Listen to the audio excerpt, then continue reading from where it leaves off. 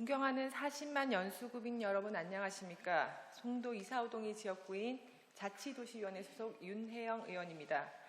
발언 전 먼저 12구 참사의 희생자분들께 깊은 애도와 위로의 마음을 전해드립니다. 아울러 부상자분들의 빠른 쾌유를 기원합니다. 오늘 저는 존경하는 선배 동료 의원님들과 구청장님 그리고 공직자 여러분들께 11월 19일부터 25일까지 특별한 주간에 대한 이야기를 들려드릴까 합니다.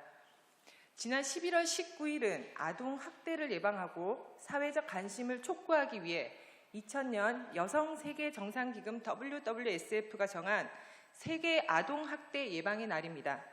그리고 우리나라 아동복지법 제23조에서는 국가와 지방자치단체는 아동학대 예방의 날로부터 일주일 동안을 아동학대 예방 주간으로 하여 그 취지에 맞는 행사와 홍보를 실시하도록 노력해야 합니다라고 명시하고 있습니다. 하지만 우리 연수구에서는 연수구 육아종합지원센터의 자체 행사 이외에는 별도의 사업이 미비한 실정이기에 우리 집행부의 깊은 관심과 적극적인 실행을 요청하는 바입니다. 당연한 것들도 이를 되새기지 않으면 반드시 잊혀집니다. 반대로 보고 듣는 기회가 늘어나게 되면 스며들들 기억하게 되며 자연스럽게 관심으로 이어집니다. 실제적으로 사회적 큰 이슈가 되는 학대 사건이 대두될 때 관련 피해 신고가 급격히 늘어난다는 안타까운 통계가 있습니다. 이는 늘 움츠리고 있던 피해자들이 주변의 관심이 증가함에 따라 신고할 용기를 가지게 된다는 뜻이기도 합니다. 그리고 이 통계는 아동학대 예방 주간의 필요성을 보여주는 중요한 근거이기도 합니다. 우리의 지속적인 관심과 적극적인 실행이 아동학대 예방은 물론 빠른 신고와 신속한 대처로 이어질 수 있기 때문입니다. 다음 사진은 지난 11월 19일 정서적 아동학대 피해자인 학부모들이 주최한 캠페인 사진입니다. 영상을 준비했지만 약간의 착오가 있어서 이 사진으로 대체하게 되었습니다. 내년부터는 우리 연수구 주최의 적극적인 캠페인을 기대합니다. 일반적인 아동학대라고 하면 신체적 학대를 떠올리게 됩니다. 시각적으로 보여지는 상처와 그 흔적이 가장 먼저 와닿기 때문입니다. 그러나 최근 아동학대 사례 중에는 정서적 학대의 비중이 빠르게 증가하고 있습니다.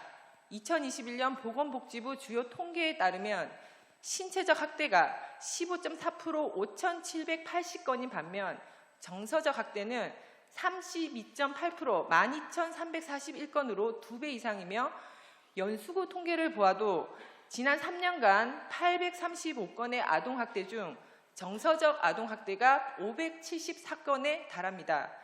최근 대법원에서는 신체에 직접적인 접촉을 하지 않더라도 그 행위가 아동의 정신건강을 저해할 위험이 있다는 가능성만으로도 학대 행위가 될 수 있다는 판단을 내렸습니다. 이처럼 아동의 정서를 불안하게 하거나 공포, 소외감, 모멸감을 주게 되는 일체의 행위 모두가 정서적 학대 행위에 해당할 수 있으며 보이지 않기에 더욱더 관심을 가져야 하는 부분이기도 합니다.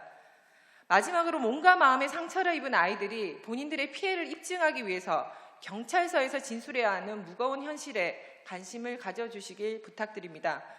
아동학대의 피해를 떠올리며 반복적으로 이야기해야 하는 과정이 절대로 또 다른 불안과 상처가 되지 않아야 한다고 생각합니다. 어른들의 행정 절차의 편의가 아닌 아이들의 눈높이에서 상처받은 마음을 보호하며 치유할 수 있어야 합니다. 적어도 우리 연수구에서만큼은 아이들과 그 가족의 마음을 살피는 조사 과정의 체계를 만들 수 있었으면 합니다. 아이를 키우기 위해는 온 마을이 필요하다는 말이 있습니다. 안전한 우리 연수구 마을에서 우리의 미래인 아동 청소년들이 건강하게 성장할 수 있는 연수구가 되어주십시오. 본 의원도 열심히 마을의 일원이 되겠습니다. 따뜻하게 들어주셔서 감사합니다.